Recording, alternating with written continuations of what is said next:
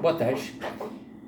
Na última aula eu falei com você sobre o princípio da supremacia do interesse público, né? O que significa isso, né? Supremacia. O próprio nome fala supremacia do interesse público. O interesse da coletividade e sobrepõe ao interesse do indivíduo, ao indivíduo, interesse privado. Tanto é que os contratos, a supremacia nos contratos é da administração pública. Obviamente que há limites também, mas resumo isso. Então vamos entrar agora aqui no outro princípio, princípio da indisponibilidade do interesse público. Esses princípios eles têm uma nomenclatura da doutrina que se chama supraprincípios do direito administrativo. Supraprincípios, são dois princípios, os superprincípios, né, da administração, da supremacia do interesse público e da indisponibilidade do interesse público. Agora, você fala assim, Sidney, o que é o interesse público? O que é o princípio da indisponibilidade do interesse público? O que significa isso? O princípio da indisponibilidade do interesse público diz que os agentes públicos não são donos do interesse por eles defendidos. Olha que interessante. Eu sou um agente público. Eu estando diante de um interesse privado, eu não sou dono daquele interesse. Prevalece o interesse da coletividade. Então, eu não posso, como agente público, ser, na verdade, parcial, digamos assim, ou ter interesse sobre o privado. Mais ou menos isso. Aqui embaixo fala um pouco melhor. Eu tenho outro dado que fala um pouco diferente aqui. Então, no exercício da função administrativa, que é o agente público, os agentes públicos são obrigados a atuar, não segundo a sua própria vontade, seu próprio interesse, né? Mas de modo determinado pela legislação. Onde é que eu digo sempre que o agente público ele é refém da lei. Ele só pode fazer aquilo que a lei o autoriza. Tá bom? Na verdade, não pode extrapolar aquilo delimitado pela legislação. Isso em todos os aspectos. Fiscalização, a parte de contratação, né? Até que a gente está pedindo usar aqui um exemplo, os agentes públicos.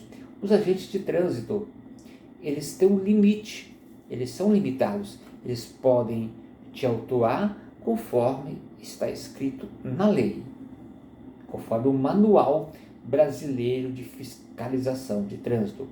Então, o agente público, ele é limitado, né? Até porque o interesse público, como sempre a gente pensa, ele é um bem maior, um bem de todos, né?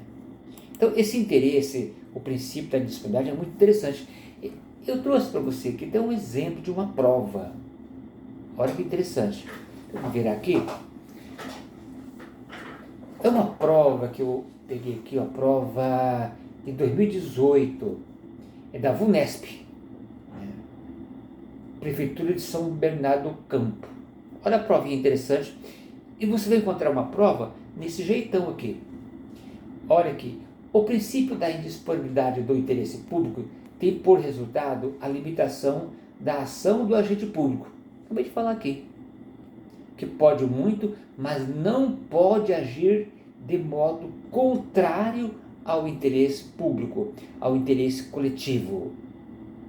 A respeito desse princípio, é correto afirmar que você vai se deparar com uma questão mais ou menos assim, tá? Letra A. Embora previsto expressamente na Constituição, não possui qualquer repercussão prática no direito brasileiro, considerando as dificuldades da identificação do conteúdo do princípio? Pode. Errado.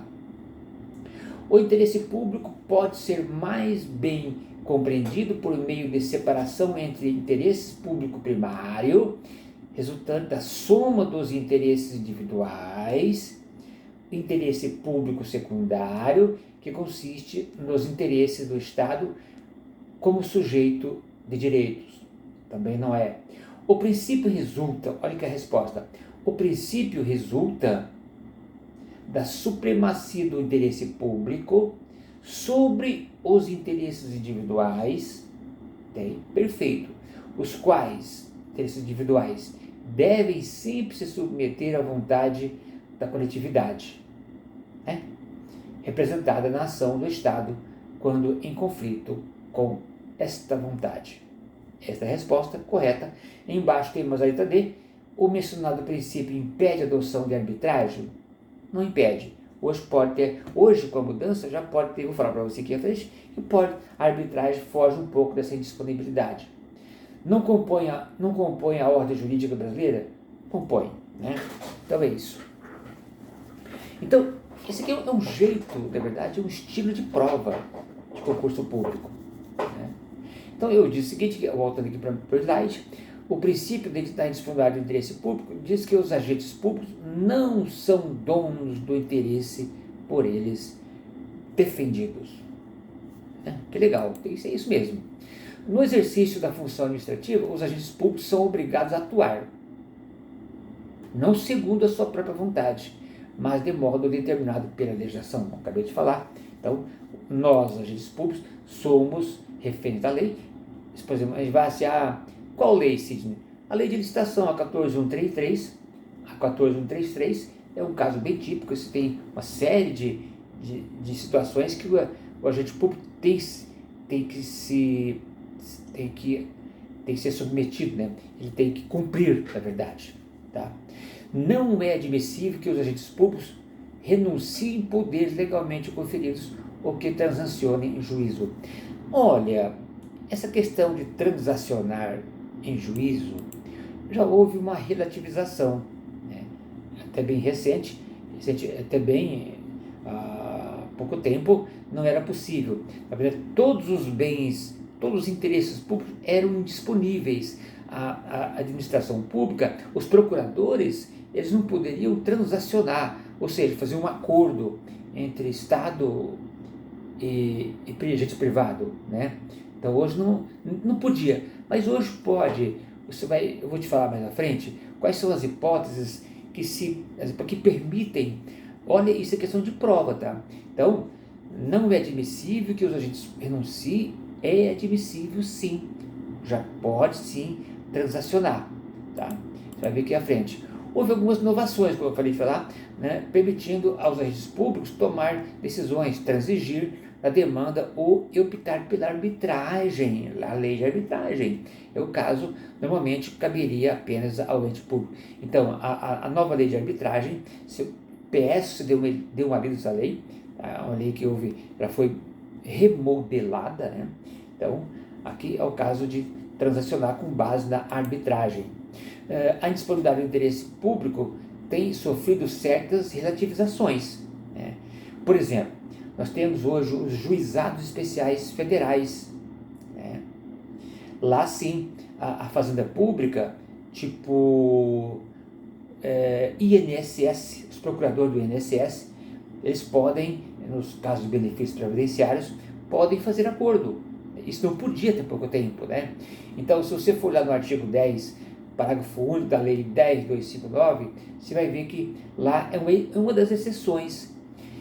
E aqui eu acho que, por isso que eu digo que o princípio ele não veda totalmente a forma de transacionar. Você pode transacionar sim, como eu falei, na lei 10.259 de 01, é a lei dos juizados especiais federais.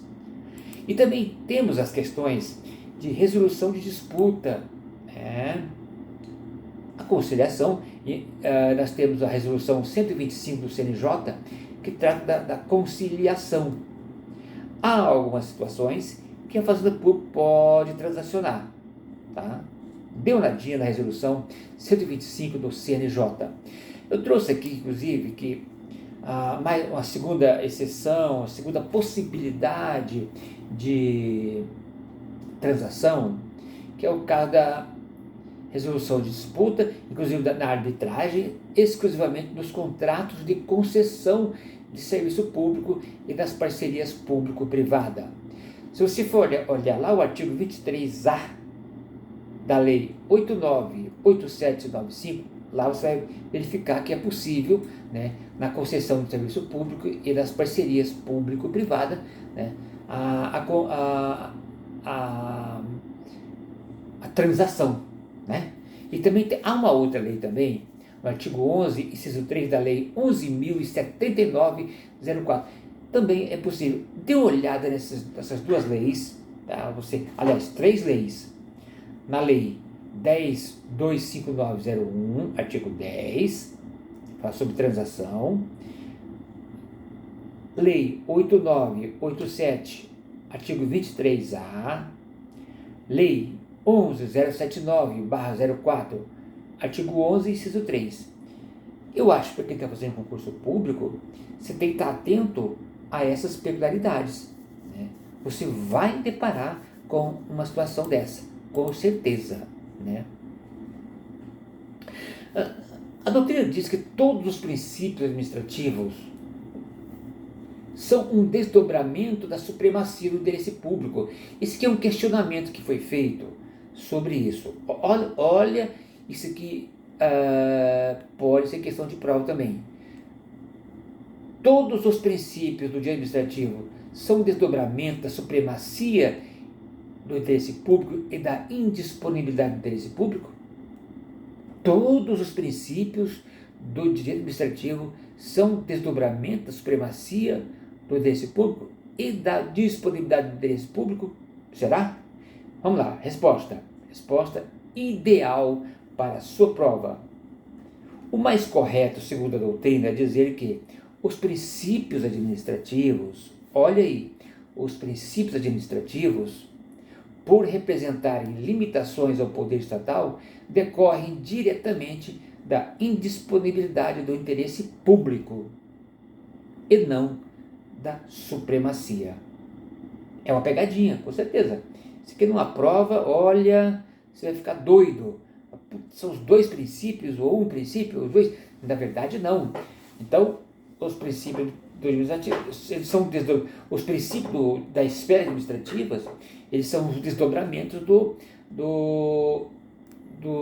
princípio da indisponibilidade do interesse público e não da supremacia do interesse público. Olha, essa questão de princípio não é uma tarefa fácil, né? Segundo o professor Marçal Justen Filho, que aliás eu peço que você dê uma lida dessa obra muito boa, uma obra resumida, professor Marçal Justen Filho. Olha o que ele diz: a supremacia e a indisponibilidade do interesse público vinculam-se diretamente ao princípio da república. Olha só, é muito amplo, né? Dissociando a titularidade e a promoção do interesse público. Esses princípios, eles, pelo que ele fala, princípio da república, a gente pode pensar em algo amplo, onde se há a fazenda pública, onde há coisa pública, o princípio, eles estão presentes, né? Então, fica aí a reflexão, né? O interesse público é a comunidade e o povo. Esse poderia ser um pequeno conceito de o que é interesse público, Sidney. É a comunidade e o povo, ou seja, a sociedade, né? Interesse público, pois o direito não faculta ao agente público em cumprir ou não cumprir o interesse público. Nós, agentes públicos, somos obrigados a cumprir, né, algo de interesse da sociedade, é simplesmente isso, né? Não posso me eximir de uma responsabilidade da administração pública, eu posso ser responsabilizado por isso, obviamente. O agente público é um servo do interesse público. Nesse aspecto, o interesse público é disponível. Olha que coisa interessante. O agente público, todos os agentes públicos, né? O agente público é um servo do interesse público, ou seja, ele é um ser, uma entidade ou uma pessoa que vive em prol do interesse público. Desde que eu quero ser servidor público, está aqui. Né? Você tem que ter a consciência de que você vai servir ao povo, vai servir à coletividade e tem que servir bem.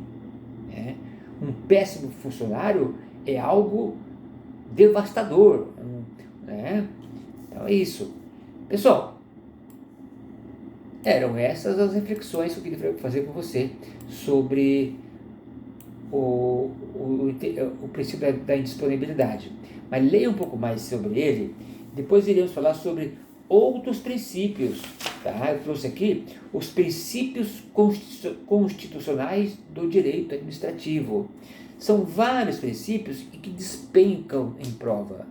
Tá? Na próxima aula, vou falar com você sobre os princípios constitucionais do direito administrativo. Quais são esses princípios, Sr. Sidney? O princípio da legalidade, impessoalidade, moralidade, publicidade e eficiência.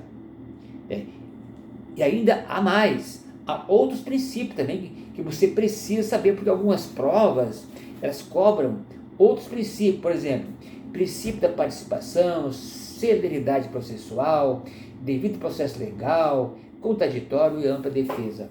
Vou falar com você depois de forma individual, cada um desses princípios. Na verdade, eu estou falando aqui para o concurso do TRF3, né? Faz parte do edital. Eu acho que você tem que ficar muito atento aos princípios, tá bom? É isso, pessoal. Obrigado, um abraço, até a próxima. Tchau, tchau.